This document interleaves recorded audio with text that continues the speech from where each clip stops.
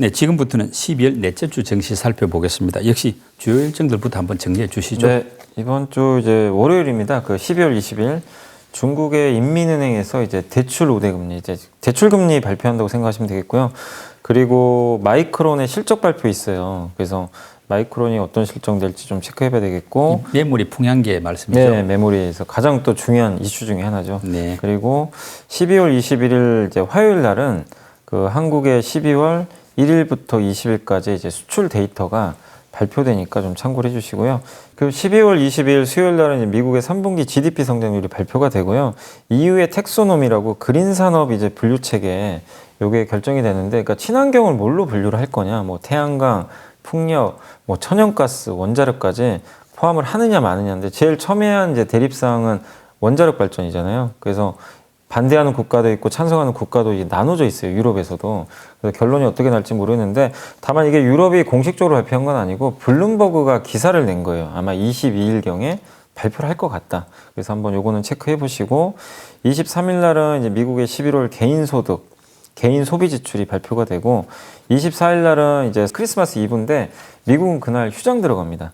그래서 미국은 증시는 휴장을 하고, 우리 한국에서는 그리고 장은 열리는데 넷플릭스의 그 오리지널 드라마 고요의 바다가 또 새로 오픈을 한대요. 그래서 드라마 컨텐츠 영향을 좀 줄 수 있으니까 한번 체크를 해보시면 좋겠습니다.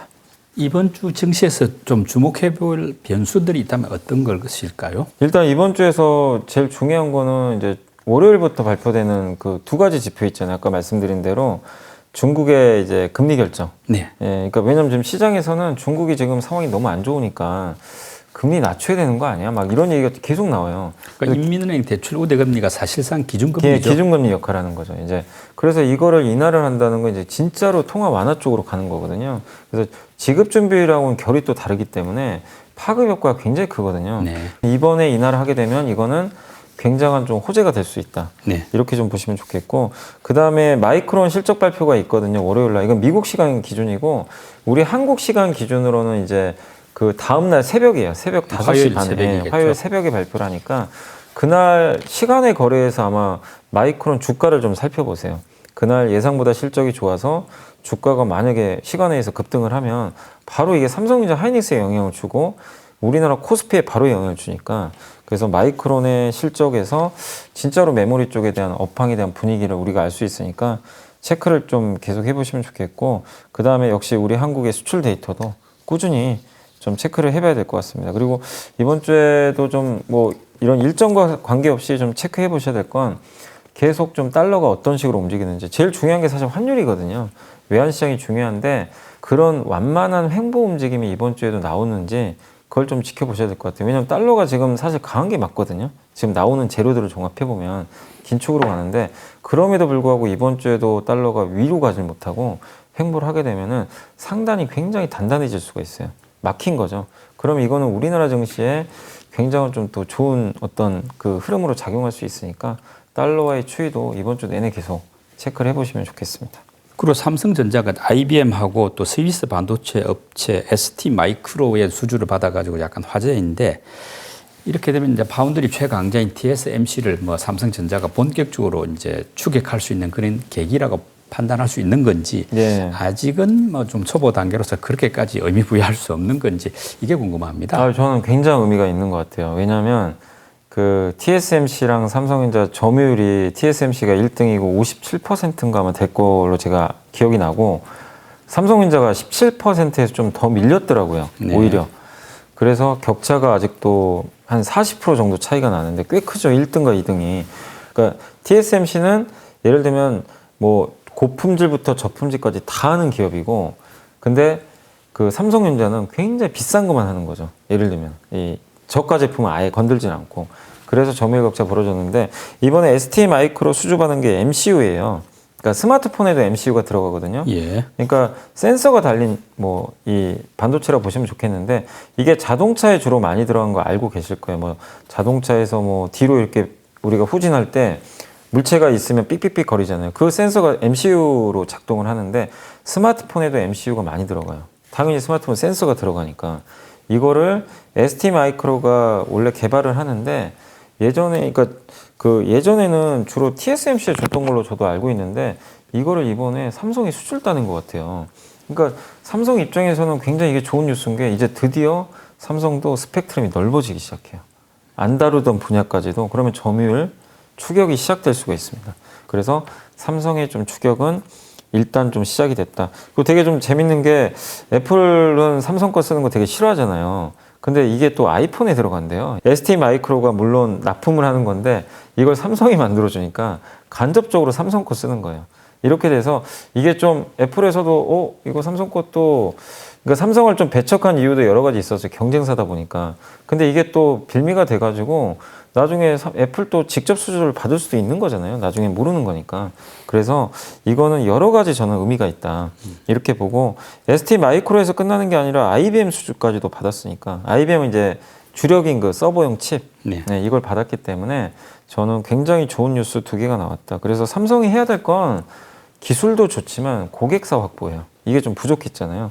그래서 굉장히 다양한 고객사를 확보했다는 측면에서 지난주에 나왔던 IBM과 이 ST 마이크로 수주는 굉장히 그 PER을 높일 수 있는 좋은 재료가 아닌가라고 생각을 하고 있습니다. 그 일본 도요타는 뭐 세계 1위 자동차 회사인데요. 그동안 전기차 지각생으로 불리고 있었는데 2030년까지 4조엔 우리 돈으로 41조 6천억을 들여가지고 이제 전기차에 집중 투자하겠다 이렇게 밝혔지 않습니까? 이러면 뭐 세계 1위 강력한 경쟁자가 이제 들어오는 셈인데 본격적으로 네.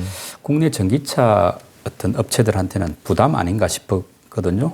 어떻게 보십니까? 그러니까 이거를 이제 해석이 분분하더라고요. 그러니까 이거 드디어 일본이 오나? 그러면 일본은 세계 1등이잖아요. 사실 자동차 쪽에서는 도요타 같은 기업들이. 그러니까 너무 막강한 경쟁자가 드디어 들어오는구나. 좀 안 좋겠다. 이렇게 보시는 분도 계시고 어떤 분들은 아니다. 시장이 되니까 들어오는 거 아니냐. 그리고 이제 처음 전기차 시장이 이제 개화하는데 여기서 뭐 기존의 1등 기업이 들어왔다고 해서 현대차가 할인을 받아야 되는 것도 말이 안 되는 것 같다. 왜냐면 옛날에 그 스마트폰도 처음 개화할 때 애플이 열었지만 그때 노키아도 뛰어들고요. 삼성도 뛰어들고 다 뛰어들었는데 당시에 주가 다 좋았어요, 사실은. 처음 시장이 열렸을 때. 그렇기 때문에 초기 국면에서 이렇게 큰 기업들이 들어오는 거를 부정적으로 볼 필요는 없다. 이제 오히려 이거는 도요타가 들어왔다는 것 자체가 도요타가 왜 상징성이 있냐면요. 전기차를 안 했어요. 그렇게 이제 얘는 왜 안 하지? 막 이런 하이브리드만 했죠. 네, 하이브리드에 완전히 꽂힌 기업이죠. 그리고 하이브리드로 대박이 났어요, 사실은. 근데 하이브리드는 엄밀히 말하면 친환경차는 아닙니다.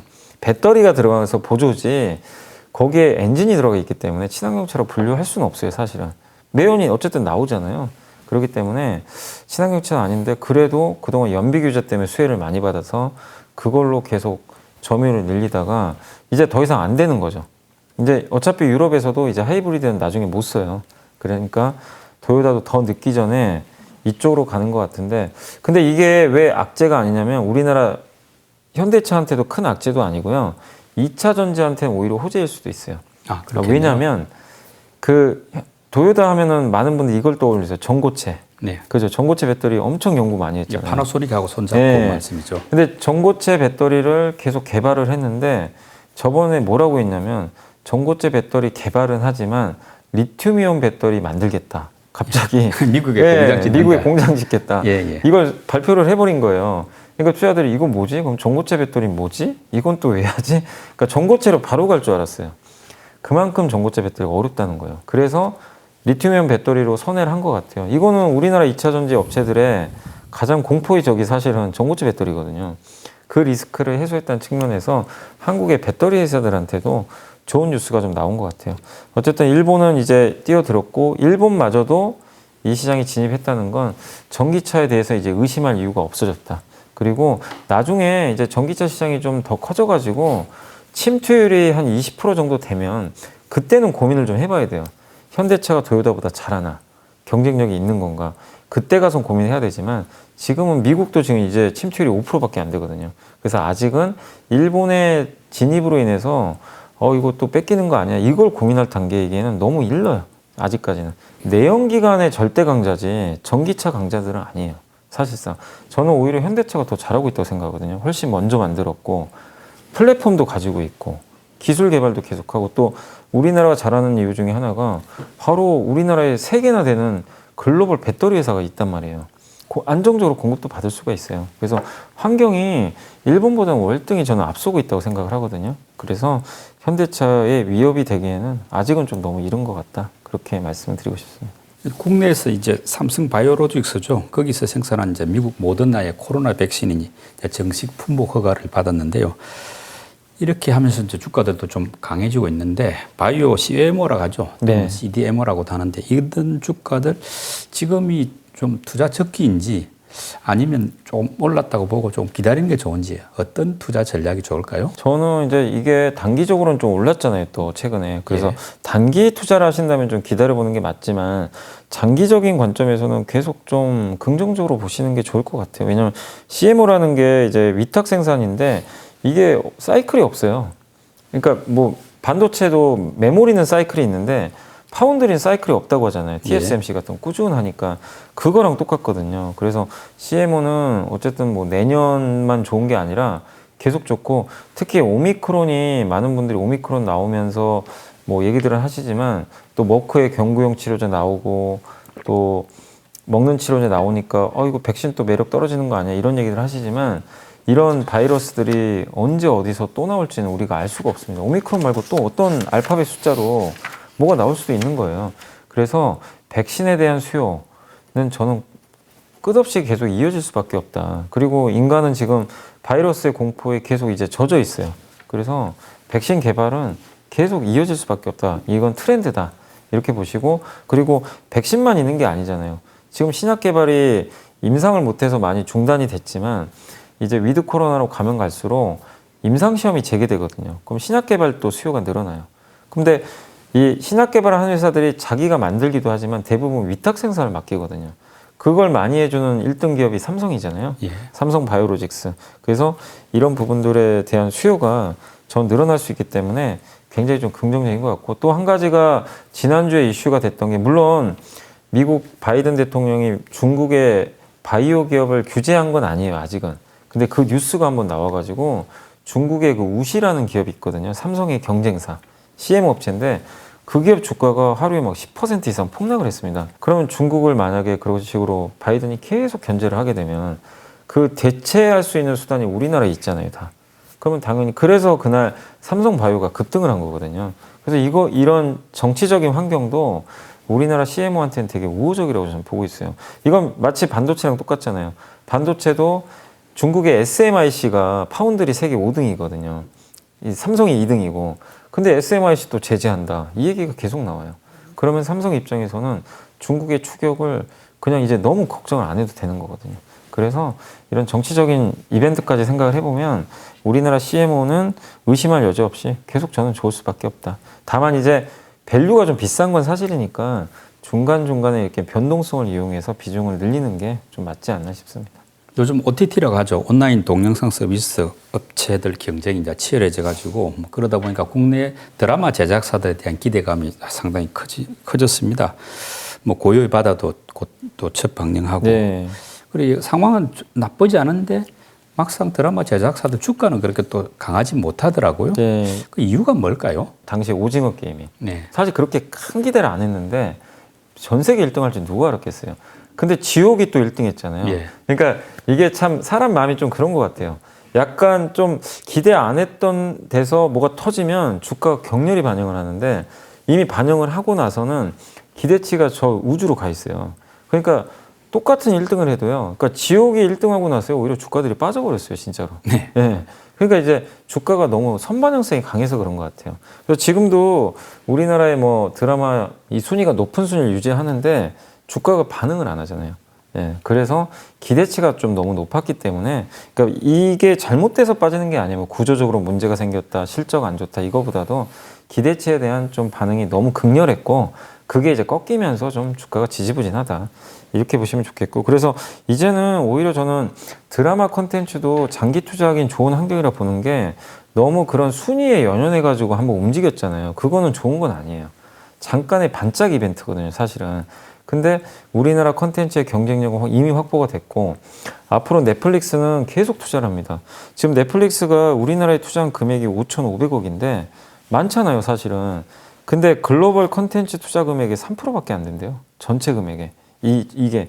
근데 여기서 한국 콘텐츠 투자 금액을 1%만 늘리면 오징어 게임 6개를 만들 수가 있대요. 그러니까 저는 충분히 더 늘린다고 보고 있거든요. 이미 한국은 가성비 좋은 드라마 제작사가 있다는 걸 이미 넷플릭스가 알고 있기 때문에 그래서 더 늘릴 것 같고, 그럼 이런 양질의 그 드라마가 앞으로도 내년, 내후년에 이제 뭐 이번 주에 또 방영하잖아요. 그래서 계속 나오니까, 그러니까 오징어 게임 같은 대박급은 아니더라도 계속 그 시청률 순위 상위에 있는 그런 그 드라마들이 계속 저는 나올 환경은 만들어졌다. 그리고 여기서 끝나는 게 아니라 디즈니 플러스가 이번에 가입자가 반토막 났다고 하더라고요. 볼 게 없어가지고 런칭은 했는데 저도 봤는데요. 뭐 어벤져스 이런 거 말고는 사실 크게 볼 게 없더라고요. 근데 디즈니 플러스가 한국에 들어온 이상 자기네만의 뭔가 드라마를 만들 겁니다. 이미 계약도 했기 때문에. 근데 넷플릭스를 보고 자존심이 많이 상했겠죠. 그래서 더 공격적으로 투자를 할 것 같아요. 디즈니도 돈 많잖아요. 그래서 한국 드라마의 전성시대는 이미 시작이 됐다. 다만 너무 테마성으로 그때 움직였던 게 휴유증으로 지금 하락을 한 거지, 이제는 진짜 진검승부가 시작되는 단계니까 드라마 제작사 중에 진짜 찐을 좀 구별하셔가지고 대형주들 있잖아요. 위주로 한번 2, 3년 정도 보시고 장기 투자를 한번 해보시는 것도 저는 좋다고 생각합니다. 12월 결산 법인은 배당 기준이 28일이지 않습니까? 네. 이제 얼마 남지가 않았는데 말하자면 배당 막차 타보는 것도 괜찮을까요? 보통 배당주가요, 여름에 제일 싸요. 4월부터 6월 사이에, 그때는 배당에 관심이 없을 때예요. 그래서 배당주들도 재미가 없어요. 그 배당주는 성장주가 아니잖아요. 그래서 뭔가 주도주도 아니고, 그래서 관심들에 멀어져 있어요. 여름쯤에서는. 그래서 저는 그럴 때 사는 거를 좀 권유를 드리고 싶고, 다만 이제 뒤늦게 내가 살려고 하신 분들도 계실 텐데, 그런 분들한테는 좀 고민을 해보시라고 말씀드리는 게, 특히 은행이나 보험주들 같은 경우 거의 5% 배당이 나오는데, 문제는 내가 지금 사도 5% 나오니까 들고 가시는 건 좋은데, 이번 달 28일 종가까지는 갖고 계셔야 돼요. 근데 다음 날이 문제인 게 배당락이 있어요. 네. 배당 권리가 없어지는 날인데, 그때 예를 들어서 현금 배당을 5% 주잖아요. 그러면 다음 날 거의 4% 급락 출발을 해요. 배당 주는 만큼 빼버려요. 네. 시장이 이제 자율적으로 조정을 해버립니다. 가격 조정을. 그래서 많은 분들이 당황해하세요. 나는 배당 받으려고 샀는데 손실이 더 커지는 경우가 있어요. 그날부터 빠져서요, 한 달 내내 빠지는 경우도 있어요. 그러면 배보다 배꼽이 더 큰 거예요, 손실이. 네. 그래서 나는 배당 받으려고 들어갔는데 막 10% 이상 손해를 보고 그런 경우가 있는데, 그래서 꼭 그거를 꼭 생각을 하고 들어가세요. 나는 그런 게 좀 무섭다, 배당락이. 그럼 사지 마세요. 예, 배당락이 더 크게 나와서 손실 보는 경우가 있고. 근데 나는 그래도 그걸 감안해도 난 배당을 받고 싶고, 왜냐면 어디 가서 5% 수익 나겠냐. 그리고 배당주들이 대부분요, 이렇게 한두 달 흘러내리다가요, 그 빠졌던 구간을 보통 회복을 다 해줘요, 사실은. 그래서 결국 갖고 가시면 손실 없이 배당은 확정되는 경우가 되게 많이 있습니다. 예, 본전까지 회복을 해주니까. 그래서 나는 그런 거 견뎌낼 수 있다 하시면 배당을 받아도 좋습니다. 그래서 절대 정답은 없으니까 여러분들이 선택을 하시고, 그리고 그 전부터 미리 사셨던 분들도 계실 거 아니에요. 뭐 나는 배당주를 미리 샀는데 지금 수익이 한 10% 나 있다. 그럼 고민될 수 있어요. 왜냐하면 배당 받는 건 좋은데 배당락 때문에 주가 빠져버리거든요. 그래서 배당이냐 시세 차익이냐 이걸 네. 선택을 하셔야 돼요. 그것도 솔직히 정답이 없어요. 다만 헷갈리면 반반씩 하셔도 돼요. 절반은 시세 차익으로 수익 내시고 절반만, 나머지 절반은 배당을 받고 주가 훅 빠졌을 때 다시 들어가는 거죠. 또 연말까지 염두에 두고. 이것도 좋은 전략이니까 절대 정답은 없으니까 여러분들이 좀 한번 자기 스타일대로 생각해서 투자하시면 좋겠습니다. 참고로 배당 많이 주는 기업들은 어쨌든 대부분 그 금융주에 포진이 돼 있으니까 은행하고 보험 쪽으로 통신. 예, 네. 통신까지 예. 한번 체크하시고, 다만 그 기업들이 주가가 좀 올라가면요, 배당 수익률이 줄어듭니다. 그래서 그걸 꼭 염두에 두시고, 되도록이면 은행 보험주 중에 안 오른 거를 좀 위주로 하시는 게 좋을 것 같아요. 지금 뭐 코로나 확산되고 있고 미국의 긴축의 흐름이 좀 진행되는 그런 상황인데, 이런 상황에서 이번 주 증시에서 좀 기대해 볼 만한 업종이 있다면 어떤 쪽일까요? 일단 이제 시장의 색깔이 바뀌었으니까 당연히 이제 그 가치주를 보셔야 돼요. 이거는 뭐 당연히 맞는 사실이고, 그래서 뭐 이번 주 내내 아니면 적어도 한두 달 정도의 텀은 좀 나올 것 같은데, 일단 대형 가치주를 모아가시면 좋겠습니다. 대표적인 게 은행 같은 거예요. 뭐 은행, 보험 같은 금융주, 배당 매력도 있지만 여전히 좋아 보이고, 그 다음 장기가 억눌렸던 중국 수혜주들 있잖아요. 그 석유화, 뭐 철강 이쪽도 PER이 막 3배, 4배밖에 안 되거든요. 그래서 이쪽 좋고 조선주까지 그래서 대부분 같이 주니까 이런 경기 민감주를 이번 주에는 좀 골고루 좀 담는 것도 가장 좋고 근데 저는 가장 제가 그래도 지금 이 중에 고르라고 하면 은행주를 저는 좀 권유드리고 싶어요. 왜냐하면 배당도 많이 주는데 너무나 저평가되어 있습니다. 사실은 또 카카오뱅크에 비해서도 굉장히 싸잖아요. 그래서 은행주가 좀 가장 좋지 않을까 이 말씀 드리고 싶고 그다음 이번 주에 그 넷플릭스 오리지널 드라마가 나오잖아요. 고요바다. 그래서 근데 드라마 제작사들 주가가 좀 많이 빠져 있어요. 최근에 아까도 설명드렸지만 그래서 드라마 제작사 중에서 좀 큰 기업들 한번 이번 주에 한번 주 초반에 좀 보시면 좋을 것 같고 그 다음에 역시 이거는 중장기입니다. 이번 주만 보는 게 아니라 내년 큰 그림을 봤을 때는 여전히 그 비메모리 반도체 그거랑 그 자동차 예, 아니면 메모리도 좋아요. 그러니까 메모리 반도체, 비메모리, 자동차 이 세 개 섹터가 그래도 내년에 가장 큰 축을 이룰 거라고 저는 생각하고 있거든요. 그래서 이런 기업들이 흔들릴 때 좀 장기적인 관점에서 비중을 좀 모아보시고 저번 주에도 한번 얘기했던 것 같은데 리오프닝도 요새 관심들 많이 가지시더라고요. 리오프닝 사야 되냐 말아야 되냐. 근데 리오프닝은 제가 좀 정리해드리면 해외여행은 좀 가기 지금 어려워요. 솔직히 언제 갈지도 모르는 거고 그래서 리오프닝 수혜주에서는 국내 소비가 늘어날 때 수혜받는 거 있잖아요. 해외여행 못 가는 대신에 소비하는 곳 그게 대표적인 게 백화점이거든요. 그래서 백화점 업종도 한번 보시면 좀 좋을 것 같습니다. 마지막으로 이제 초보 투자자들을 위한 팁 제공 순서입니다. 인벌리의 보고서 어떤 내용입니까? 요새 이제 가치주 시대가 좀 열리는 것 같아서 조선주도 좀 공부해 보시면 좋을 것 같아서 신영증권의 엄경화 연구원님이 쓰신 자료고요. 본 게임은 아직도 시작 전이다. 제목에서도 이미 아시겠지만 조선주에 대해서 긍정적으로 보고 있는 시각이고 뭐 일단 2021년도 선박 가격이 이건 신조선가라고 하거든요. 이게 지금 연초 대비해서 20%나 올랐어요. 그래서 선박 가격이 꾸준히 증가하고 있고 발주량도 2015년 이후로 처음으로 4천만 톤을 좀 넘어섰다고 합니다. 그러니까 굉장히 이거죠. 우리가 매출액 계산할 때 단가 곱하기 물량 얘기하잖아요. P 곱하기 Q. 이 두 개가 다 올라간 거죠. 어떻게 보면은. 그래서 굉장히 좋은 사이클이 이어지고 있다. 그리고 이 선박이 그동안 올해 상반기였죠.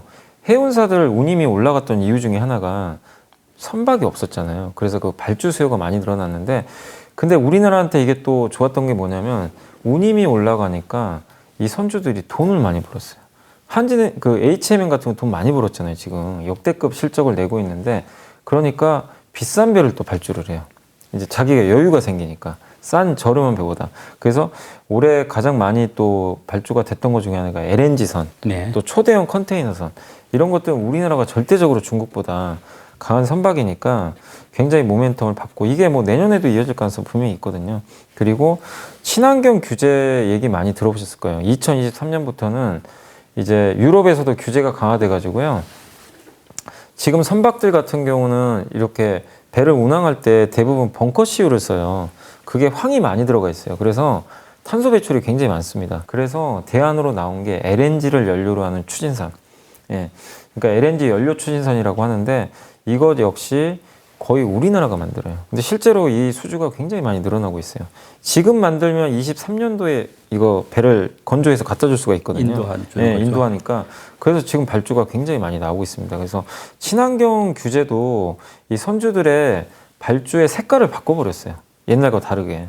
그래서 이런 요인들이 우리나라 시장에 굉장히 좋은 환경으로 조성이 되고 있다라는 그런 내용이니까 좀 보시면 좋겠습니다. 여기도 뭐 표현이 나와 있는데 그 선주들이요, 선박의 몸값이 갑자기 뛰어가지고 하루아침에 이제 귀한 몸이 된 선박을 가진 초초초 대박 자산가가 됐대요. 그러니까 초초초라고 쓴 것처럼 돈을 엄청 벌었다는 거예요, 이 선주들이. 그래서 여유가 좀 있기 때문에 친환경 선박이 옛날엔 비싸서 엄두도 못 냈대요. 이걸 발주하고 싶어도 못했는데 이제 여력이 되는 거죠. 그래서 우리 한국한테는 되게 좋은 사이클이 나오기 시작했다. 그리고 탑픽은 뭐 거기도 나와 있지만 이제 한국조선해양을 좀 지주회사긴 하지만 좀 탑픽으로 좀 보고 있고 각각의 개별 기업에 대한 이제 설명들도 나와 있으니까 신영증권 보고서 한번 참고하시면 좋을 것 같습니다. 염승환 이사님의 설명은 언제 들어도 인사이트가 있습니다만은 오늘은 배당주 투자 부분이 특히 인상적입니다. 배당 기준일이 얼마 남지 않았으니까 배당 수익률 높은 고배당주들 잘 챙겨볼 필요가 있어 보입니다. 연벌리의 비밀 노트 오늘 순서 마칩니다. 임 이사님 다음 시간에 뵙겠습니다. 네, 감사합니다.